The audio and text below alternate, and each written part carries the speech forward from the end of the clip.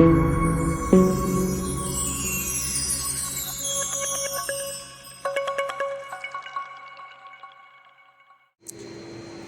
আলাইকুম, welcome back to Tariqul English academy. সুপ্রিয় শিক্ষার্থীরা কেমন আছেন? আশা করি সবাই ভালো আছেন। Why are you sad? তোমার মন খারাপ কেন? চমৎকার কিছু স্পোকেন রুলস বা প্রশ্নবোধক সেন্টেন্স রয়েছে যেগুলো আপনি প্র্যাকটিস করলে স্পোকেনে চমৎকারভাবে কথা বলতে পারবেন। Do you know me? তুমি কি আমাকে চেনো? খুব পোলাইটলি বলতে পারেন, ডু ইউ নো মি? তুমি কি আমাকে চেনো?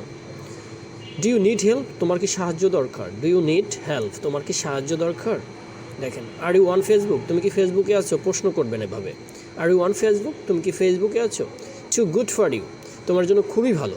টু গুড ফর ইউ, তোমার জন্য খুবই ভালো। একটু ডিপলি বলতে হবে। I feel very lonely? আমি বড় একা একা লাগছে, মানে আমার নিজের বড় একা একা লাগছে। এটা তো আমি বলি না আমার একা একা লাগছে, এভাবে না, বড় একা একা লাগছে এভাবেও কিন্তু বলি আমরা, হ্যাঁ।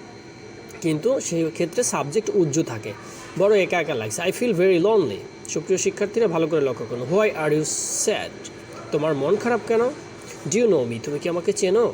Do you need help? তোমার কি সাহায্য দরকার? Are you on Facebook? তুমি কি ফেসবুকে আছো? দেখেন, টু গুড ফর ইউ, তোমার জন্য খুবই ভালো। আই ফিল ভেরি লোনলি, বড় একা একা লাগছে, অথবা আমার বড় একা একা লাগছে, এভাবে বলতে পারেন।